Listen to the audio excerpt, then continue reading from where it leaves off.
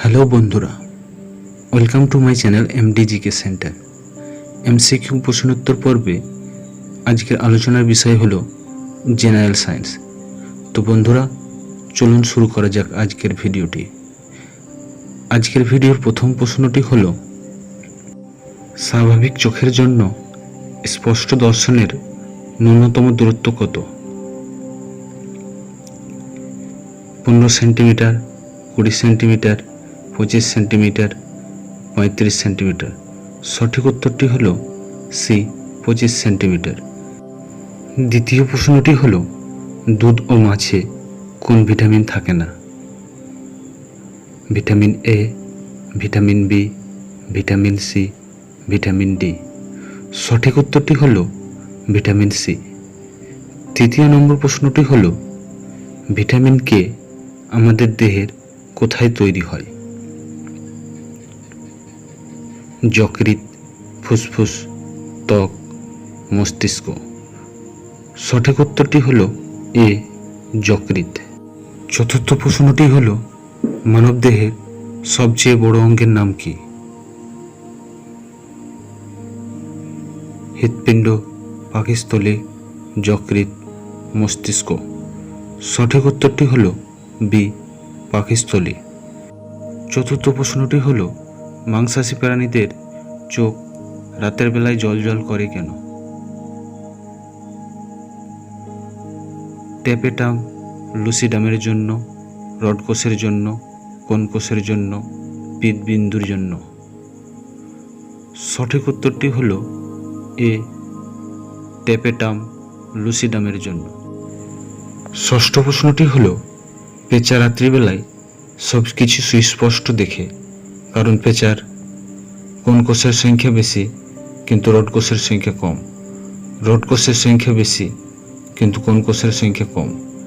কোন কোষের সংখ্যা বেশি, রড কোষের সংখ্যাও বেশি।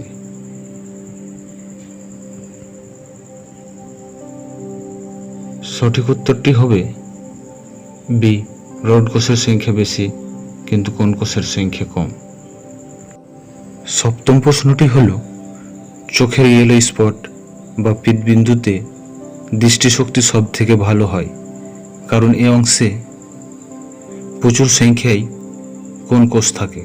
প্রচুর সংখ্যায় রড কোষ থাকে, অল্প সংখ্যায় কোন কোষ থাকে, অল্প সংখ্যায় রড কোষ থাকে। সঠিক উত্তরটি হবে এ, প্রচুর সংখ্যায় কোন কোষ থাকে। অষ্টম প্রশ্নটি হলো, বর্তমানে দুধকে সুষম খাদ্য হিসেবে গ্রহণ করা হয় না কেন? ভিটামিন সি এবং আয়রন নেই, ভিটামিন সি এবং ফসফরাস নেই, ভিটামিন সি এবং ম্যাগনেসিয়াম নেই, ভিটামিন ডি এবং আয়রন নেই। এর সঠিক উত্তরটি হল এ, ভিটামিন সি এবং আয়রন নেই। নবম প্রশ্নটি হল, মানবদেহের সবথেকে বড় কোষ কোনটি? ডিম্বাশয়, শুক্রাশয়, স্নায়ুকোষ, লোহিত রক্তকণিকা। সঠিক উত্তরটি হল এ, ডিম্বাশয়। দশম প্রশ্নটি হল, মানব শরীরের সবথেকে দীর্ঘতম কোষ কোনটি?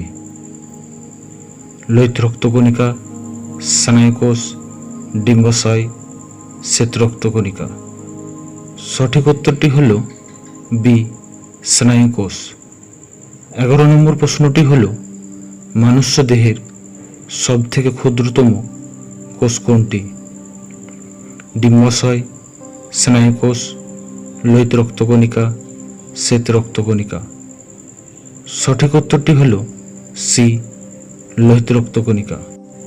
12 নম্বর প্রশ্নটি হল, জীবদেহের সবথেকে বড় একক কোষ হল উট পাখির ডিম, মাইকোপ্লাজমা, পলিসেপ্টিকাম, ডিম্বাশয়, লোহিত রক্তকণিকা।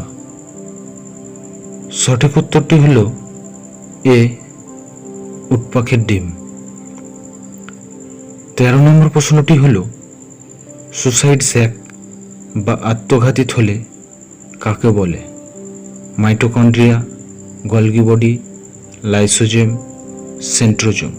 সঠিক উত্তরটি হল C, lysosome.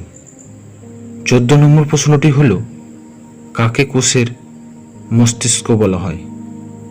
Centrosome, lysosome, Golgi body, nucleus.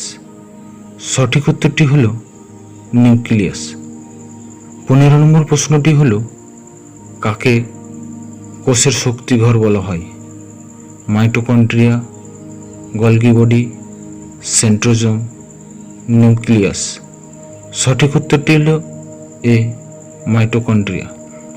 16 নম্বর প্রশ্নটি হলো, টমেটোর রং লাল হয় কারণ এতে থাকে ক্লোরোপ্লাস্ট, লিউকোপ্লাস্ট, লাইকোপেন, ক্রোমোপ্লাস্ট। সঠিক উত্তরটি হলো সি, লাইকোপেন। পরের প্রশ্নটি হলো, একজন প্রাপ্তবয়স্ক লোকের দিনে কত গ্রাম প্রোটিনের প্রয়োজন হয়? 100 থেকে 150 গ্রাম, 200 থেকে 250 গ্রাম, 150 থেকে 200 গ্রাম, 225 থেকে 250 গ্রাম। সঠিক উত্তরটি হলো এ, 100 থেকে 150 গ্রাম। 18 নম্বর প্রশ্নটি হলো, কোয়াশিওরকার হলো একটি ভিটামিনের অভাবজনিত রোগ, প্রোটিনের অভাবজনিত রোগ, পুষ্টির অভাবজনিত রোগ, কার্বোহাইড্রেট অভাবজনিত রোগ। সঠিক উত্তরটি হলো বি, প্রোটিনের অভাবজনিত রোগ। 19 নম্বর প্রশ্নটি হলো, সাধারণত কত ডিগ্রি সেলসিয়াস উষ্ণতায় ফ্যাট কঠিন অবস্থায় থাকে? 30 degree, 35 degree, 20 degree, 25 degree Celsius. সঠিক উত্তরটি হলো 20 ডিগ্রি সেলসিয়াস। 20 নম্বর প্রশ্নটি হলো, ভিটামিন প্রথম কে আবিষ্কার করেন? এফ.জি. হপকিন্স, সিপ Funk, Robert Hooke, T. Schwann. সঠিক উত্তরটি হলো এফ.জি. হপকিন্স। 21 নম্বর প্রশ্নটি হলো, শ্বেত রক্তকণিকার আয়ুষ্কাল কতদিন? 120 দিন, 130 দিন, 3 থেকে 15 দিন, 100 দিন। সঠিক উত্তরটি হলো সি, 3 থেকে 15 দিন। 22 নম্বর প্রশ্নটি হলো, মানবদেহের সব থেকে ছোট হাড়ের নাম কি? ফিমার, স্টেপিস, রেডিয়াস, আলনা। সঠিক উত্তরটি হলো বি, স্টেপিস। পরবর্তী প্রশ্নটি হলো, মানবদেহের রক্তে পিএইচ এর মান কত? 6.25 থেকে 7, 7 থেকে 7.35, 6.30 থেকে 7, 7.36 থেকে 7.41। সঠিক উত্তরটি হলো ডি, 7.36 থেকে 7.41। 24 নম্বর প্রশ্নটি হলো, মানব মূত্রে পিএইচ এর মান কত? 7.5, 8.5, 6.5, 9.5। সঠিক উত্তরটি হলো সি, 6.5। আজকের ভিডিওর শেষ প্রশ্নটি হলো, মানবদেহের সবচেয়ে বড় গ্রন্থির নাম কি? হৃৎপিণ্ড, মস্তিষ্ক, লিভার, স্নায়ুতন্ত্র। সঠিক উত্তরটি হলো সি, লিভার। তো বন্ধুরা, আজকের ভিডিওটি কেমন লাগলো তা জানিয়ে কমেন্ট সেকশানে কমেন্ট করুন, লাইক করুন, শেয়ার করুন।